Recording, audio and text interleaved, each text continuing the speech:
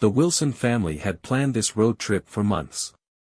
It was supposed to be an adventure to reconnect and explore the beauty of America. Michael, the father, drove their SUV with confidence, while his wife, Lisa, navigated using a map. Their two kids, Emily and Jake, sat in the back, playing games on their tablets. The journey started early in the morning as they left their suburban home in Chicago, heading toward the Grand Canyon. The plan was simple: make stops at scenic spots, stay at motels, and enjoy the open road. By the third day of their trip, they were far from bustling cities. The highway stretched endlessly, flanked by vast deserts and sparse vegetation. The isolation was eerie yet thrilling. As dusk approached, Lisa noticed the fuel gauge dipping dangerously low. "We need to stop for gas soon," she said, glancing at Michael. He nodded, scanning the road ahead. They hadn't seen a gas station in hours, and the emptiness of the highway began to feel unsettling. After another 15 minutes, a faded billboard appeared, its paint peeling from years of neglect. It read, "Last gas station, 20 miles ahead." Relieved, Michael announced, "We'll fill up there. Can't risk running out in the middle of nowhere." The family continued in silence, the only sound being the hum of the engine and the faint chatter from the kids in the back. As the sun dipped below the horizon, casting long shadows across the barren landscape, they spotted the gas station. It looked like something out of a forgotten era. The building was small, with cracked windows and a rusty sign that flickered weakly. A single pump stood in front, and an old, dimly lit neon sign buzzed with the word "Open." "Creepy," Jake muttered, earning a playful nudge from Emily. Michael pulled up to the pump and stepped out. The air was dry and heavy, carrying an odd metallic scent. Lisa rolled down her window. "Are you sure about this place?" she asked, unease evident in her voice. "It's the only option," Michael replied, grabbing the nozzle. As he started pumping gas, a shadow shifted inside the building. A man emerged, his face obscured by a wide-brimmed hat. He stood silently at the doorway, watching. Michael waved, but the man didn't respond. "Let's make this quick," Lisa whispered, locking the car doors. Unbeknownst to them, this would be the last stop on their journey to safety. As the gas pump clicked, signaling the tank was full, Michael looked toward the building. The man in the doorway hadn't moved, still standing motionless under the dim, flickering light. His presence was unsettling, but Michael brushed it off. "Stay in the car," Michael instructed Lisa as he headed toward the station to pay. Lisa nodded, her grip tightening on her phone. Inside the car, the kids had gone quiet, sensing the tension. The bell above the door jingled as Michael stepped inside. The interior was as run down as the exterior, with shelves sparsely stocked and covered in dust. The air smelled stale, mixed with oil and something metallic. Behind the counter stood the man, his face now visible under the harsh fluorescent light. He had hollow cheeks, deep-set eyes, and a peculiar scar running down the side of his neck. His expression was blank, almost robotic.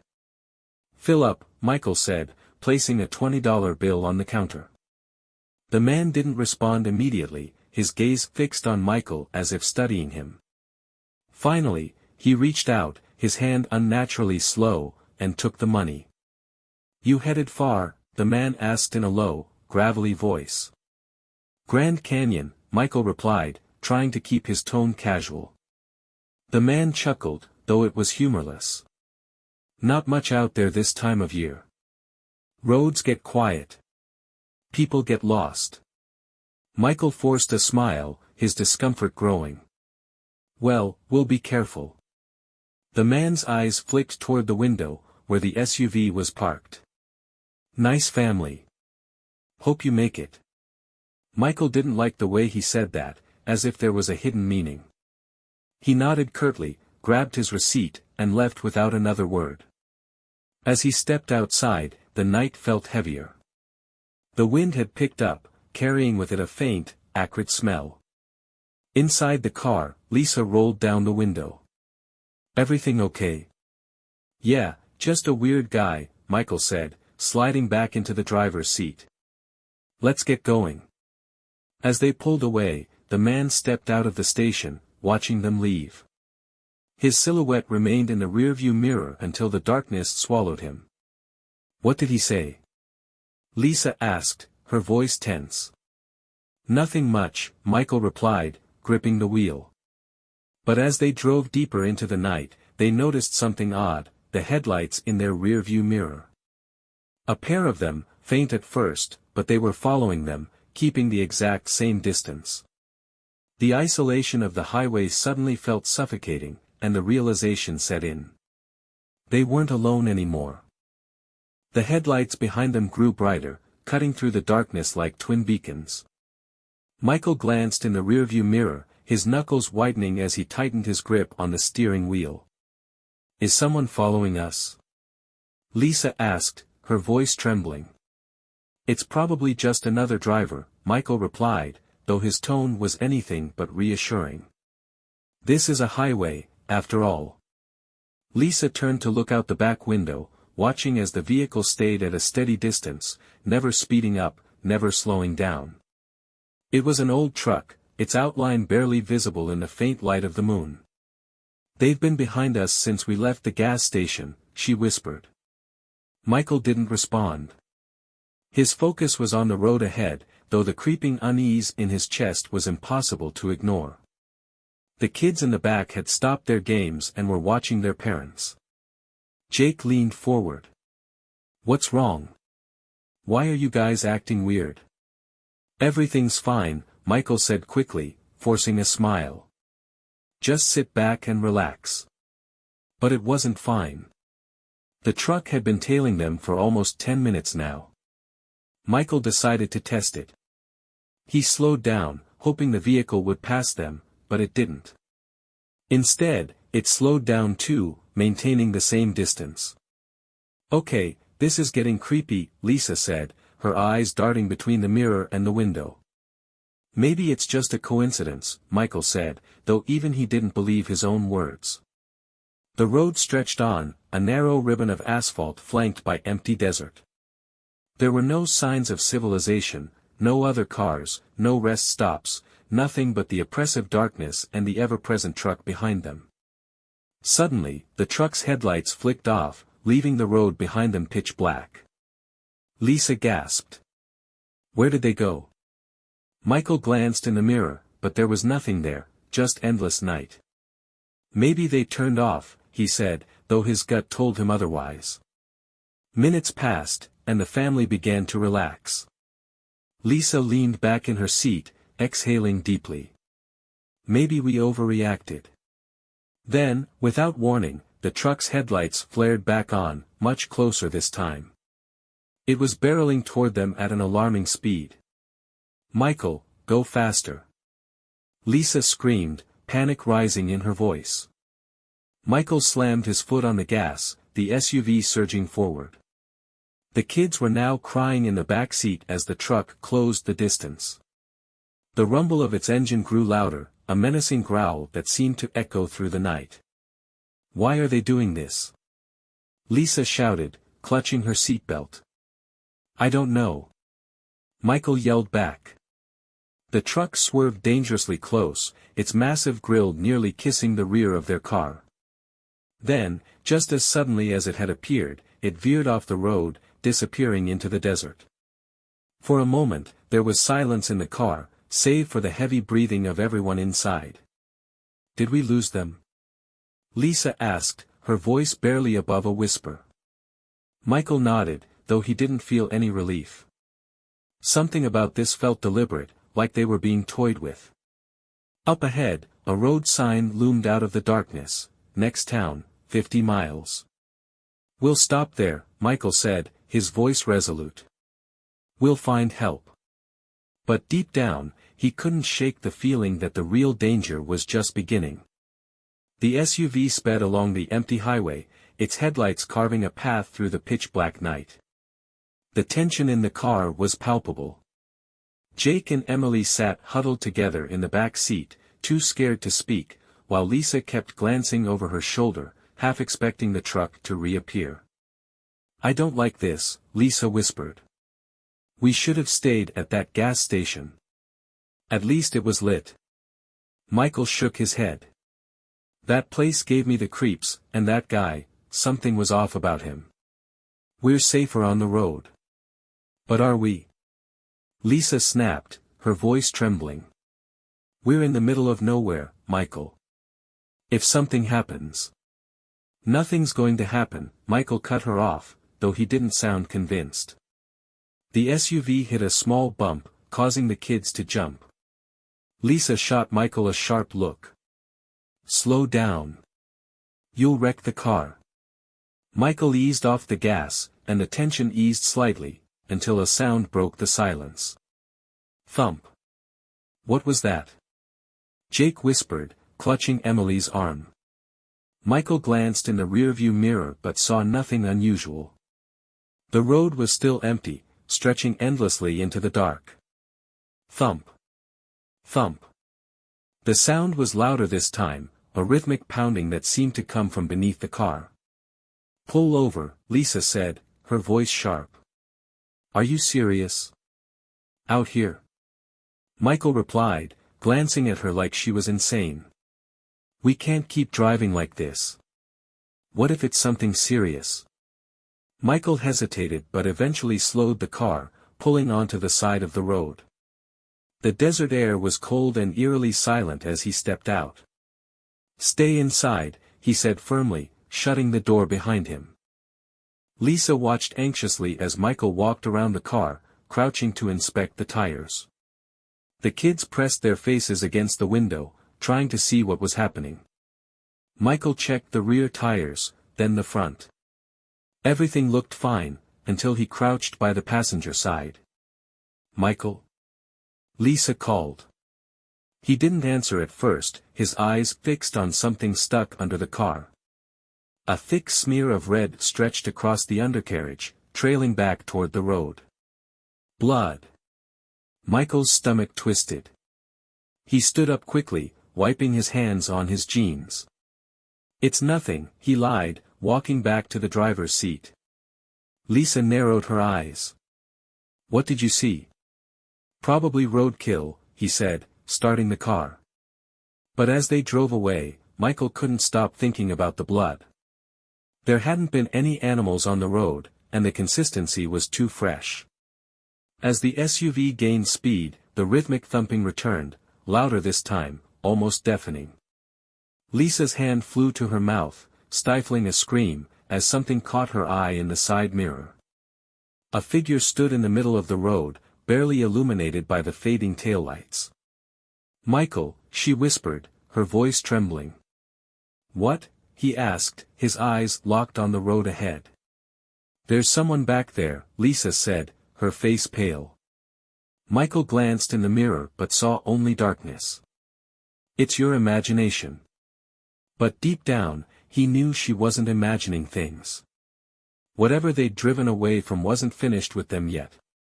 The SUV roared down the highway, the rhythmic thumping from beneath the car persisting. Lisa's eyes darted nervously between the side mirror and the rear view, searching for any sign of movement.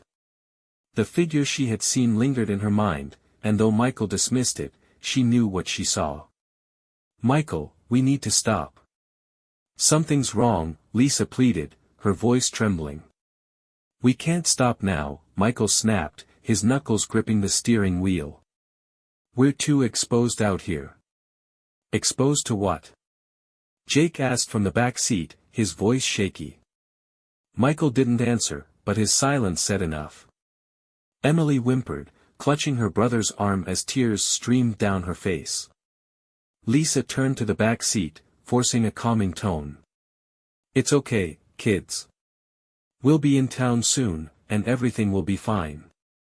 But the lie felt bitter in her mouth. They hadn't seen a single sign of life for miles. Even the faint light pollution of distant towns had disappeared, leaving them engulfed in darkness. Suddenly, the thumping beneath the car stopped. The silence was deafening, but it didn't bring relief, it brought dread. Michael's shoulders tensed as he glanced in the rearview mirror. There, in the far distance, headlights flickered to life. The truck was back. "Oh, God," Lisa whispered, her hand covering her mouth. Michael pressed harder on the gas pedal, the SUV groaning as it surged forward. The truck behind them accelerated as well, its engine roaring like a predator closing in on its prey. "It's them," Emily whimpered. "The truck from before." "Michael, do something." Lisa shouted, panic breaking through her voice.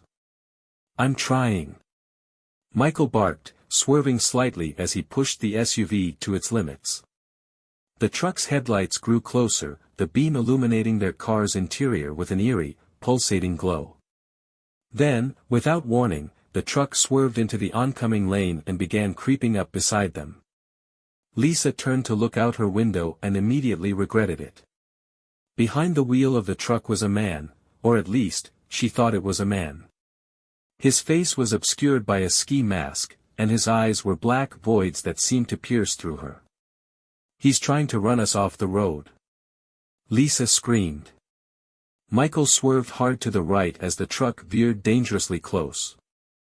The SUV's tires scraped the shoulder, sending gravel flying, but Michael managed to regain control. The truck didn't relent.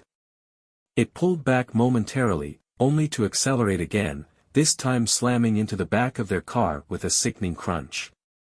The kids screamed, and Lisa clutched the dashboard as the force jolted them forward. Michael fought to steady the wheel. "We can't outrun them," Lisa shouted. Michael's eyes scanned the road ahead desperately. Then he spotted it, a dirt road branching off the highway, barely visible in the dark. "Hold on," he yelled, jerking the wheel hard to the right. The SUV veered off the highway and onto the bumpy dirt road, the tires skidding as they struggled for traction. The truck followed, its headlights casting long shadows across the barren desert. "Where does this lead?" Lisa cried. "I don't know," Michael admitted, the car rattling violently over the uneven terrain.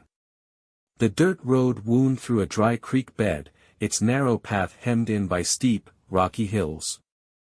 The truck's headlights disappeared momentarily as it lagged behind, unable to match the SUV's smaller size on the tight turns. For the first time in what felt like hours, there was silence. Michael slowed the car, his breaths coming in shallow gasps. "Did we lose them?" Lisa whispered, her voice barely audible. Michael nodded, though his eyes stayed on the rearview mirror. "I think so." But as they rounded the next bend, the headlights appeared again, illuminating the jagged cliffs like a warning. The truck was still there, relentless as ever, and it wasn't giving up. The SUV skidded on the dirt road as Michael pushed it to its limits. The sound of gravel crunching beneath the tires echoed loudly in the confined space of the rocky hills. Behind them, the truck barreled forward, its engine growling like a predator. Lisa clutched the dashboard, her knuckles white. "We can't keep going like this. The car won't hold up." "I don't have a choice," Michael shouted back, his voice edged with desperation. The kids in the back seat were crying now, huddled together as the SUV bounced violently over the uneven terrain. The road narrowed ahead, the jagged cliffs on either side closing in. Michael gritted his teeth and maneuvered carefully, the truck's headlights a constant, menacing presence in the rearview mirror. Then, without warning, the road opened into a wide, flat clearing surrounded by towering rock walls. "We're boxed in," Lisa said, panic rising in her voice. Michael slammed on the brakes, the SUV skidding to a halt. The truck pulled in behind them, blocking the only exit. Its headlights were blinding, casting long, eerie shadows across the clearing. The engine of the truck idled menacingly, but no one got out. "What do we do now?" Lisa whispered, her voice shaking. Michael's mind raced. They couldn't turn around, and there was no way forward. The rock walls were too steep to climb, especially with the kids. "We wait," Michael said finally, though the words felt hollow. For what? Lisa asked, her voice breaking. Michael didn't answer. He opened the glove compartment and pulled out a tire iron, gripping it tightly. Stay here. Lock the doors. Are you insane? Lisa hissed, grabbing his arm. You can't go out there. I'm not letting them get to you or the kids, Michael said, his jaw set. If they want to mess with us, they'll have to deal with me first. Before Lisa could protest further, Michael opened the door and stepped out. The cold night air hit him like a slap, and the silence was deafening. He shielded his eyes from the truck's blinding headlights and took a few steps forward, the tire iron held firmly in his hand. Who are you? What do you want? He shouted, his voice echoing off the cliffs. There was no response. The truck's engine revved once, twice, and then cut off. The sudden silence was unnerving. The driver's door of the truck creaked open, and a figure stepped out. He was tall and broad-shouldered, his face obscured by the same ski mask Lisa had seen earlier. In one hand, he held a crowbar, dragging it along the ground with a chilling metallic scrape. Michael's heart pounded, but he stood his ground. Stay back, he yelled, raising the tire iron. The man didn't respond. He took another step forward, the crowbar dragging behind him, the sound growing louder. From the truck, another door opened, and a second figure stepped out, this one smaller, but no less intimidating. He was holding a hunting knife, its blade gleaming in the light. Michael's resolve faltered as he realized they were outnumbered. Back in the car, Lisa locked the doors and grabbed her phone, frantically dialing 911. Come on, she whispered, her hands shaking as the call connected. But instead of a dispatcher, static filled the line, followed by a faint, distorted voice, no help is coming. Lisa dropped the phone, her blood running cold. Outside, the masked men advanced toward Michael, their weapons gleaming in the moonlight. And then, just as Michael was about to charge, the man with the crowbar stopped, tilting his head as if listening to something. In the eerie silence, Michael heard it too, the sound of another engine, distant but growing louder. A new set of headlights appeared at the far end of the clearing, casting long shadows as they approached. For a moment, hope flickered in Michael's chest. But as the vehicle drew closer, that hope vanished. It was another truck. And this one was even bigger.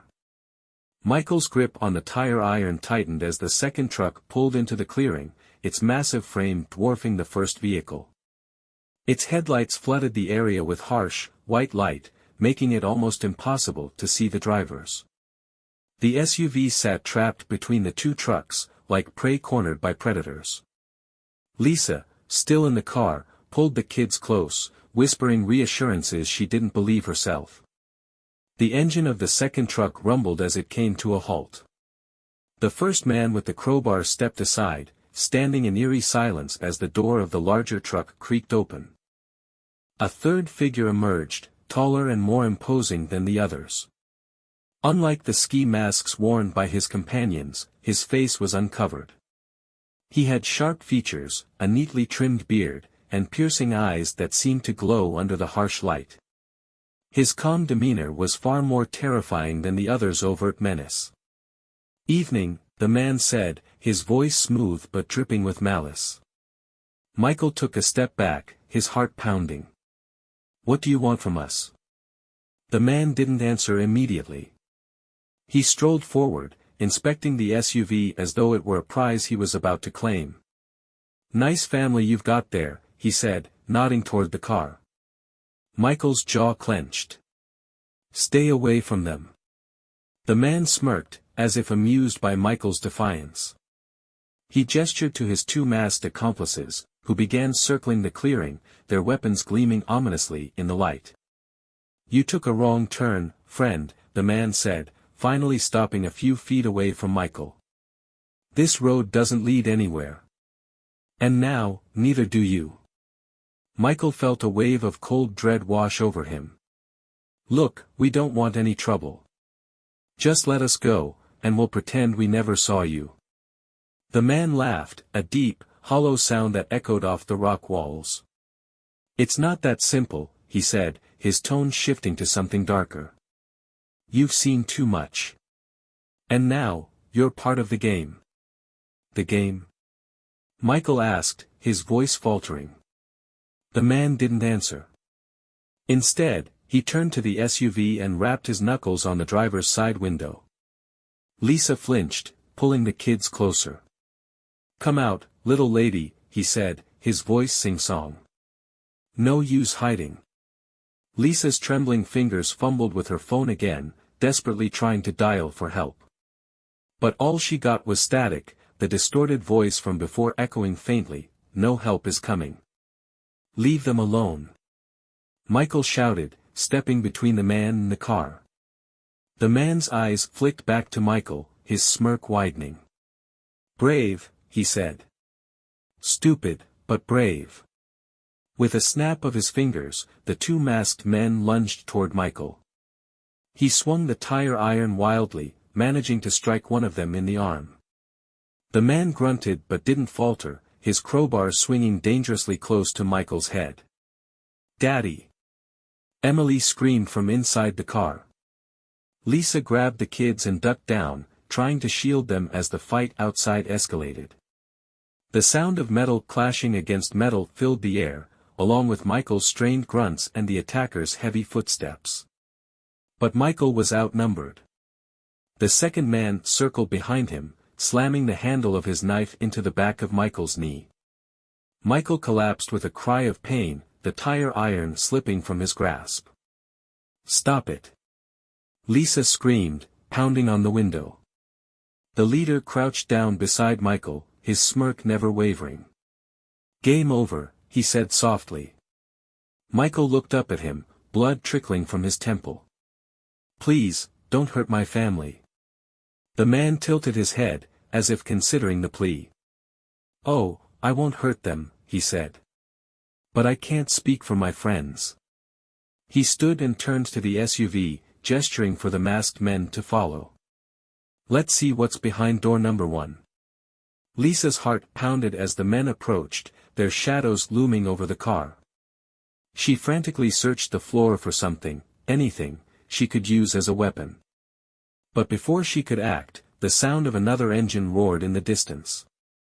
The men froze, their heads snapping toward the road. Another set of headlights appeared, growing brighter by the second. "Looks like we've got company," the leader muttered, his smirk fading. For the first time, he didn't seem so sure of himself. The new headlights grew brighter as the engine roared closer, cutting through the tense silence. The masked men hesitated, their weapons still in hand, but their focus shifted uneasily toward the approaching vehicle. Lisa, clutching her children in the back seat, dared to lift her head slightly, her heart pounding. Was this salvation, or another layer of the nightmare? The leader of the group turned to face the road, his smirk now replaced with a calculating expression. "Stay sharp," he muttered to his men. The new vehicle skidded into the clearing, gravel flying as it came to a halt. It was an older pickup truck, battered and covered in dust, with its high beams piercing the darkness. For a moment, nothing happened. The engine idled, and no one emerged. Michael, still on the ground and clutching his injured leg, lifted his head weakly. Who is that?" he rasped. Lisa leaned closer to the window, her breath fogging the glass. "I don't know," she whispered. The leader of the attackers stepped forward, his confidence returning. He raised his arms, as if addressing an old friend. "You're interrupting something, stranger. Turn around and mind your business." The driver's side door of the pickup creaked open, and a man stepped out. He was tall, with a rugged build and weathered features that hinted at a life spent working under the sun. He wore a faded flannel shirt, jeans, and boots, and a shotgun was slung casually over his shoulder. The man's eyes swept over the scene, the SUV, the masked men, Michael on the ground, before settling on the leader. "You've got yourself quite the setup here," the man said, his voice calm but carrying an unmistakable edge. The leader chuckled, though it sounded forced. "Just a little misunderstanding, that's all. Why don't you keep driving and let us sort it out?" The man didn't move. Instead, he adjusted the shotgun on his shoulder. "Doesn't look like a misunderstanding to me." The leader's smile faded completely, his jaw tightening. He motioned to one of his men, who stepped closer, gripping his crowbar tightly. "You really want to do this?" the leader asked, his voice dropping to a dangerous growl. The newcomer shrugged, then unslung the shotgun in one smooth motion. "Do what?" he asked innocently. The sound of the shotgun cocking echoed loudly in the clearing, sending a chill through everyone present. The leader's men hesitated, exchanging uneasy glances. "Walk away," the newcomer said, his voice low and firm. "Before things get ugly." The leader narrowed his eyes, weighing his options. The tension was suffocating, the air thick with unspoken threats. Finally, he smirked again, though it didn't reach his eyes. "All right," he said, stepping back. "We'll leave. But this isn't over." He turned to his men, jerking his head toward their trucks. Reluctantly, they followed, casting glances back at the newcomer and the SUV. As the trucks roared to life and began to back out of the clearing, the leader paused, leaning out of the window to glare at the man with the shotgun. "You just made a big mistake," he said. The man didn't flinch. He raised the shotgun slightly, his finger hovering near the trigger. "Keep driving." The trucks disappeared down the dirt road, their engines fading into the night. The silence that followed was deafening.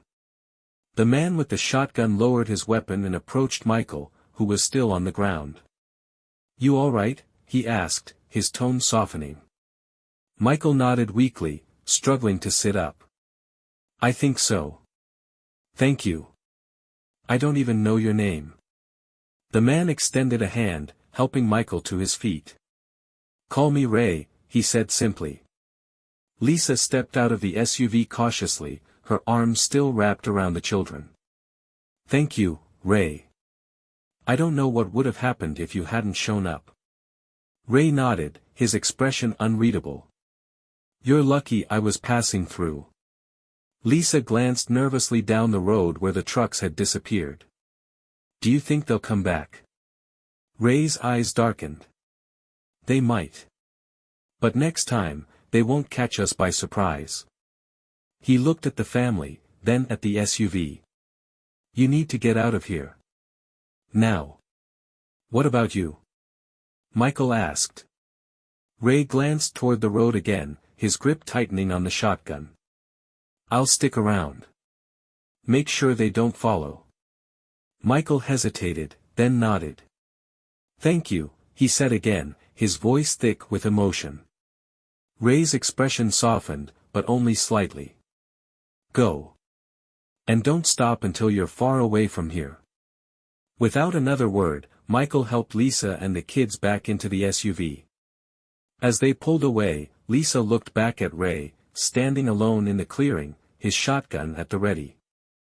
For the first time that night, she felt a faint glimmer of hope. But the dread still lingered.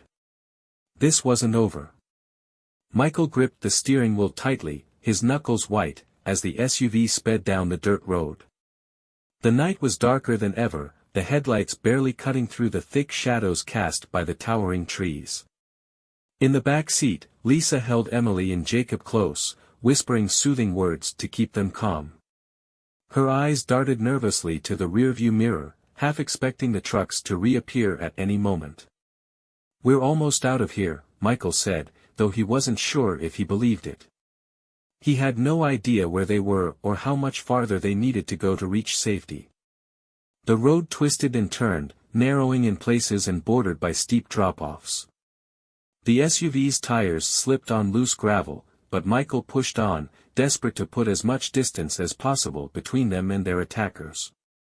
But as they rounded a sharp bend, the faint sound of an engine reached their ears. Lisa's heart sank. "No," she whispered, peering out the back window.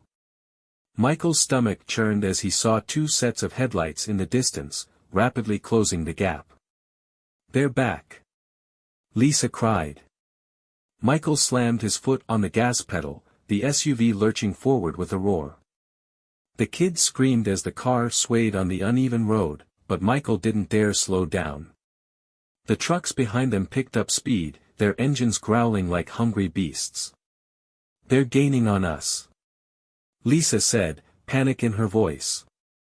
Michael scanned the road ahead, his mind racing. "There's gotta be a turnoff or something," he muttered. But the road stretched endlessly ahead, a narrow, treacherous path with no escape routes in sight. The first truck drew closer, its headlights illuminating the back of the SUV. Michael could see the masked driver in the rearview mirror, his eyes cold and focused. Then came the impact. The truck rammed into the back of the SUV, jerking the entire vehicle forward. Lisa and the kids screamed as the car swerved dangerously close to the edge of the road. "Hold on!" Michael shouted, gripping the wheel as he fought to regain control. The truck rammed them again, harder this time. The back window shattered, sending glass raining down on Lisa and the children. "Daddy!" Emily cried, burying her face in Lisa's chest. Michael's vision blurred with adrenaline and fear. He spotted a small side path up ahead, a barely visible dirt trail leading off into the woods. It was risky, but it was their only chance. "Hang on," he yelled, yanking the wheel to the right.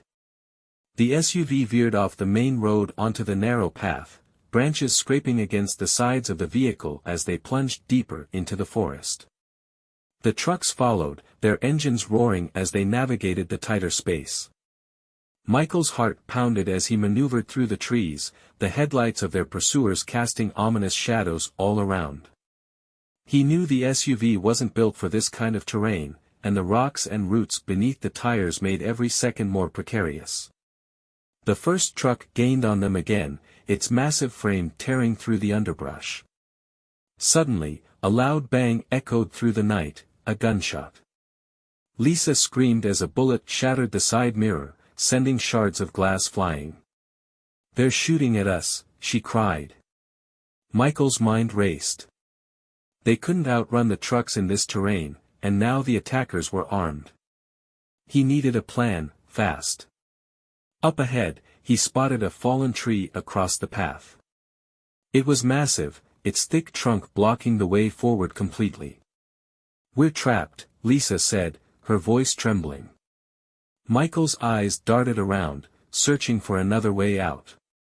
Then he saw it, a steep incline to the left, leading up to a rocky ridge. It wasn't much, but it might give them some cover. "Hold tight," he yelled, turning sharply and gunning the engine.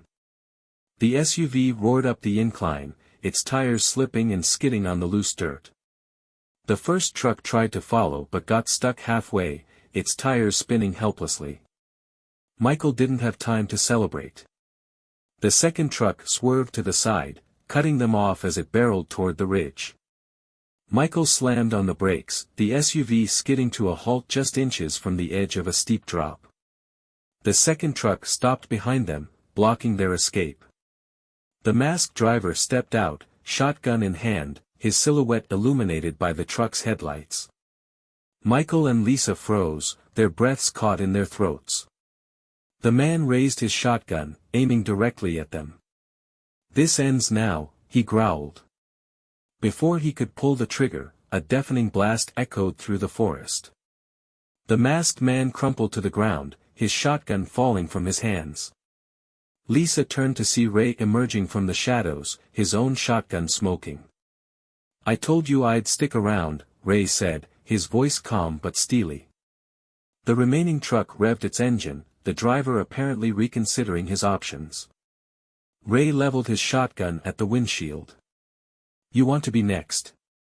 The truck backed up rapidly, retreating down the path and disappearing into the night. Michael slumped against the steering wheel, his body trembling with relief. Ray approached the SUV, his expression serious. "We're not safe yet. Let's move." Michael nodded, his voice hoarse. Thank you.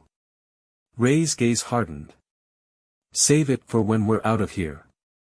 The minutes stretched like hours as Michael revved the engine, his hands shaking with a mix of fear and exhaustion. The forest around them was eerily quiet now, save for the distant sound of the trucks retreating into the darkness. But Michael knew better than to think they were safe. Ray had taken a few steps back, scanning the shadows of the forest, his expression unreadable. His shotgun was still firmly in hand, his body tense as if every rustle of leaves could be a threat. We can't stay here, Ray said after a long pause, his voice sharp. They'll come back, and next time, they won't be alone. Lisa looked at him with gratitude in her eyes, though she still felt a cold knot in her stomach. Where do we go? She asked, her voice trembling. Ray's eyes narrowed, scanning the trees around them before locking onto Michael. There's an old cabin up ahead. It's off the main road, but it's still better than staying here.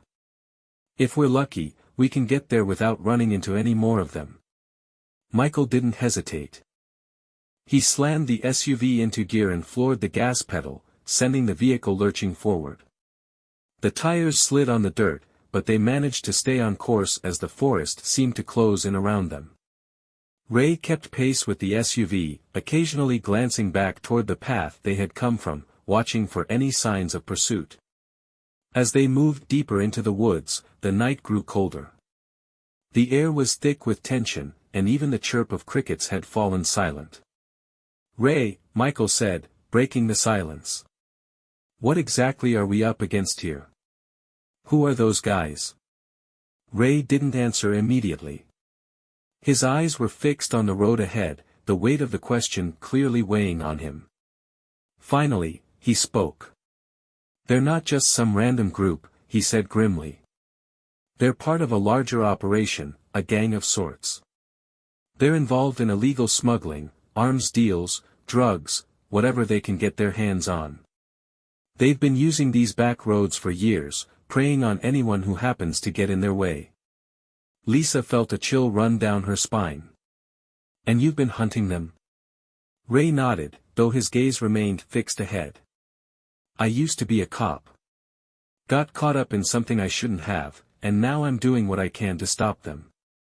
I've tracked them for a long time, but it's dangerous work. And tonight, he paused, letting out a slow breath. I didn't think they'd be after you, but you got caught in the wrong place at the wrong time. Why are you helping us, then? Michael asked, his voice strained. Why put yourself at risk for us? Ray glanced over at him, his expression unreadable. Because you're not the first people they've hurt. And I've got a debt to repay. The words hung in the air, but before Michael could ask more, Ray held up a hand. Stay quiet now, he said sharply. We're getting close. The SUV slowed as the dense trees parted, revealing a small clearing up ahead. In the center was an old, dilapidated cabin, its wood gray and weathered by years of neglect. The windows were dark, and the door hung crookedly on its hinges. Here, Ray said, his voice low. We'll park by the trees. It's not much, but it'll do. Michael followed Ray's instructions, maneuvering the SUV into the trees, the engine falling silent as they coasted to a stop. Ray stepped out first, scanning the area before motioning for Michael and Lisa to follow. He moved quickly and quietly, his every step calculated, as if he were a man who knew how to survive in this kind of world. Lisa gathered the children, keeping them close as they moved toward the cabin. It was dark, and the cold seemed to bite deeper now, but there was a strange comfort in the solitude of the forest. Inside the cabin, the air was musty, and the floor creaked with every step. There was no electricity, no sign of any recent occupants, just old furniture covered in dust, a few broken chairs, and the faint scent of mildew. Ray didn't waste any time.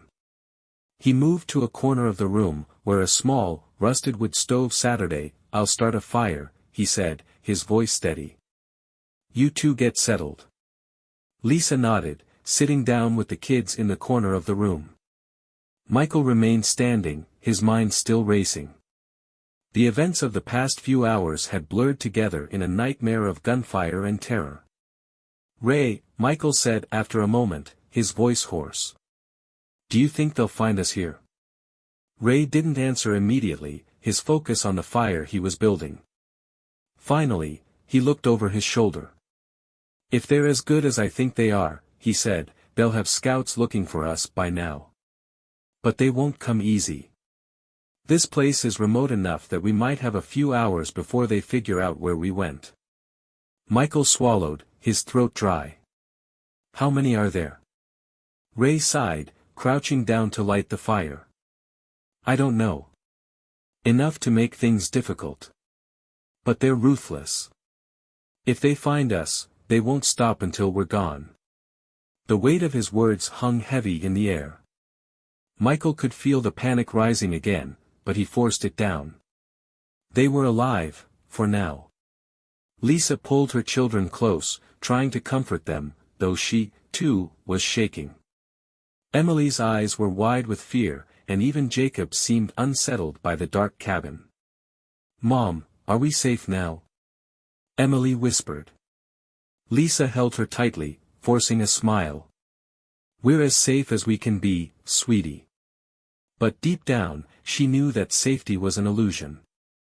They were far from the end of this nightmare. And the worst was yet to come. The fire crackled in the corner of the cabin, casting long shadows that danced along the walls. The heat from the stove was a welcome relief from the biting cold, but it did little to ease the tension that gripped the room. Michael sat near the door, eyes darting toward every creak of the old building, every sound of wind rustling outside. He felt exposed, vulnerable. The idea of sitting still, waiting for something, or someone, to find them made his skin crawl. Lisa wrapped a blanket around the children, keeping them close as they huddled on the floor. Emily's eyes were wide with fear, while Jacob had fallen into a restless sleep. Lisa stroked her son's hair, trying to calm her own racing heart. Ray sat in the corner, sharpening a knife with slow, deliberate strokes.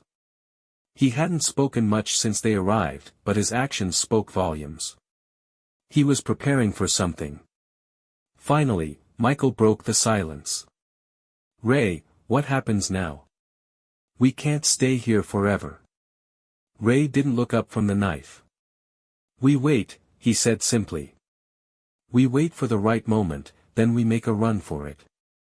We've got a better chance of survival if we're on the move. I know the area around here. We'll make it to a nearby town. But it's going to be tough." Michael felt a knot tighten in his stomach. "What if they find us before we can leave?" Ray paused, then looked up, his eyes sharp and calculating. "They will. But that's when we fight." Lisa glanced up from the children, her voice soft but determined. "We can't just wait for them to show up. We need to plan." Ray stood, finally putting the knife down. "Planning is good, but we're working with limited time and resources. We've got to be smart about this. They know these woods better than we do, and they're not afraid to use force. We need to stay hidden, but we also need to keep moving." Michael stood, his nerves on edge. "Then we leave at dawn. We'll go together, find a way out. We can't risk waiting any longer." Ray shook his head slowly. "No. It's too dangerous to leave in the dark. We move at first light, and we keep our eyes peeled. I'll make sure we have a clear route." For a moment, Michael was silent, contemplating Ray's words. He understood the risks. They couldn't afford to rush into the unknown.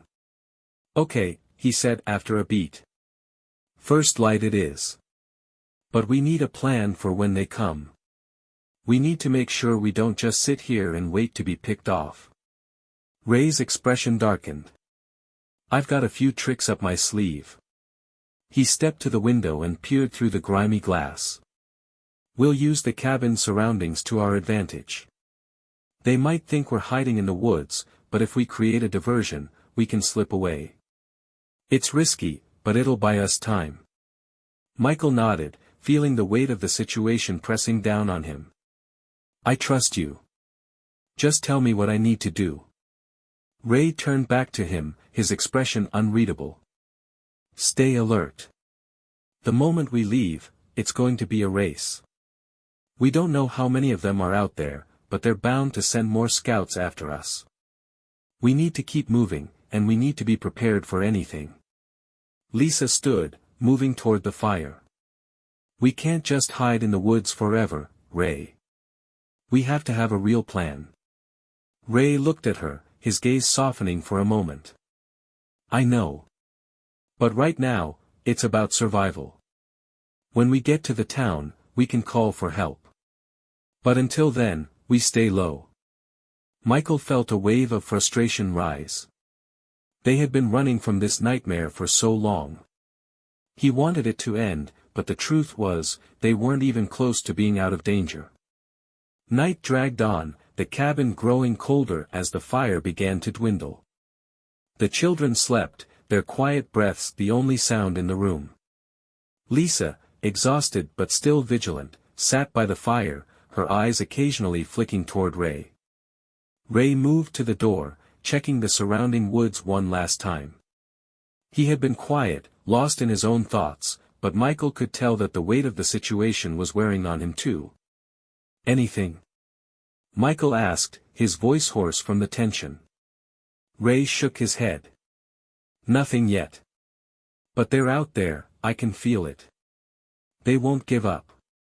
They'll be looking for us soon enough. Lisa wrapped the blanket tighter around herself, her voice quiet but firm. We need to keep moving, Ray. We can't let them catch us again. Ray gave her a curt nod, his eyes dark with determination. We will. I promise. As the hours passed, the air in the cabin grew heavier. The silence was unbearable, each creak of the old wood sounding like a warning. Michael's mind raced with possibilities, each one worse than the last. He couldn't help but think of what would happen if they failed. Would they ever make it out of this alive? And if they did, what kind of lives would they have left? His thoughts were interrupted by a sound, faint but unmistakable, the hum of a distant engine. Ray, Michael whispered, his pulse quickening. Ray's eyes widened, and he turned toward the door, his hand instinctively reaching for the shotgun at his side. They're here, Ray muttered under his breath. The hum of the engine grew louder, echoing through the woods, until it was deafening. Ray motioned for Michael and Lisa to stay low, then slowly moved toward the door, his movements calculated and precise. They've come, he said, his voice calm but full of menace. Stay quiet, and stay inside. We're not out of this yet. The sound of the engine stopped suddenly. Michael's heart pounded in his chest. The time for running was coming. Would they make it out alive? Or was this the moment everything came to an end? The only thing he knew for sure was that the fight was far from over. The cabin was suffocatingly quiet as the distant engine rumbled to a halt outside. Michael's heart pounded, each beat louder than the last. The moment of truth had arrived. Ray motioned for them to stay low, his eyes scanning the darkness outside. He moved cautiously toward the door, peering through a small crack between the weathered boards. His grip tightened on the shotgun. They're not here yet, Ray whispered, his voice strained. But they're close. They're out there, watching. We need to make a break for it, but not yet.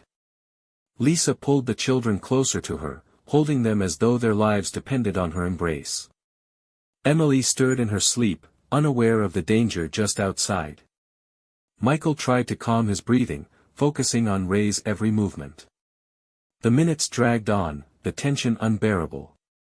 Michael could feel the weight of the silence pressing down on them, each second stretching into eternity. The sound of their own breathing was louder than the engine had been.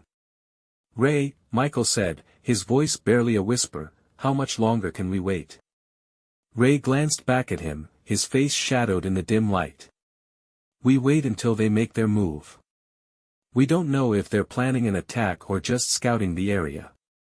They'll make a mistake, and when they do, we move." Suddenly, the unmistakable sound of footsteps echoed from outside. Heavy boots crunching through the snow. "They're coming," Ray muttered, turning toward Michael. "Get ready." The cabin door creaked as it swung open slightly, just enough to allow a sliver of light to filter in. Michael's pulse raced. They had no more time to waste. Ray moved to the side of the cabin, signaling Michael to follow. He carefully opened the back door, and they slipped out, staying low to the ground. The cold air bit at Michael's skin as they crouched behind a stack of firewood, eyes trained on the clearing beyond the cabin. The footsteps grew louder. There were at least 2, maybe 3 figures, approaching the cabin with slow, deliberate steps.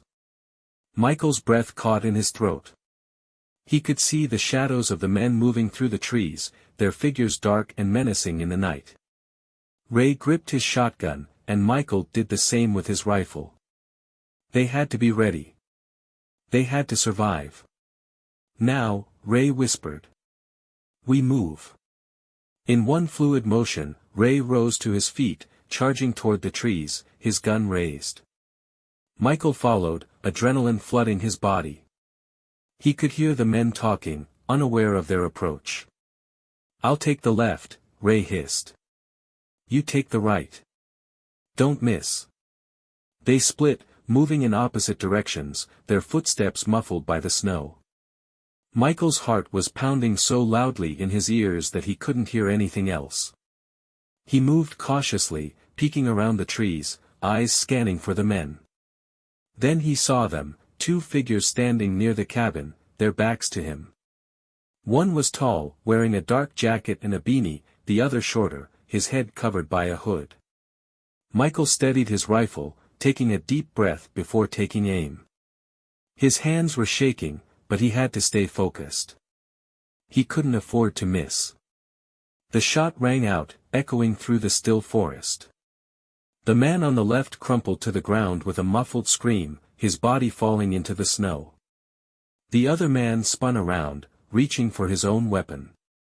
But before he could react, Ray was there, his shotgun roaring to life. The second man staggered back, blood spraying from his chest as he collapsed. Michael's breath caught in his throat. They'd done it. They'd taken them out. But the silence didn't last long. From the shadows beyond, more men emerged, their figures ghostly in the pale moonlight. Ray swore under his breath. "There's more. We need to move, now."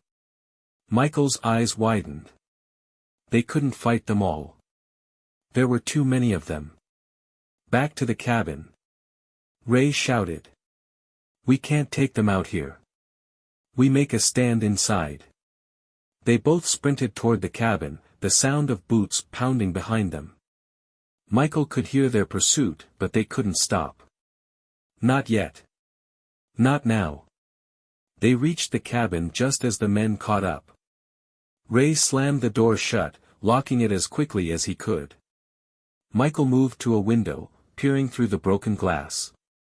The figures of the men were closing in, their shadows flickering against the cabin's walls. Ray hurried to the other side of the room, pushing a chair under the door handle to reinforce it. He turned to Michael, his face grim. "We make our stand here. We hold them off until we can find a way out." Michael nodded, though his mind raced with fear and uncertainty. He could hear the men outside, their voices low but menacing. They were waiting for them to slip up, to make a mistake. But they wouldn't. Not this time. Ray turned to Lisa and the children, his expression hardening. "Stay down. Stay quiet. Don't let them know you're here." Lisa nodded, clutching her children as they huddled in the corner. Michael moved to the far side of the room, taking position near the window. He watched as the men outside began to surround the cabin, their movements slow and deliberate. "We've got one chance," Ray said, his voice steady. "We make it out in one piece, or we don't make it out at all. You ready?" Michael looked at him, eyes steely with resolve. Ready. The door shook as someone outside tried to force it open. The tension was unbearable, each second stretching longer than the last. And then, the door burst open. The men stormed inside, weapons raised. But they hadn't anticipated the fury that would meet them. Ray fired first, the shotgun's blast deafening as it tore through one of the attackers. Michael followed suit, his rifle kicking as he fired into the chest of another man. But more were coming. They kept fighting, kept shooting, until the cabin was filled with the stench of gunpowder and the deafening sounds of chaos. And then, just as quickly as it had begun, it was over. The last of the attackers lay on the floor, their blood staining the wooden planks of the cabin. Silence settled in once more, but it was a heavy, oppressive silence. The danger was far from over. They had survived this round, but what came next was still a mystery. Ray wiped the sweat from his brow, his breath ragged. "We're not done yet," he said, his voice low. "They'll be back." But for the first time that night, Michael allowed himself to breathe. They were still alive. And for now, that was enough.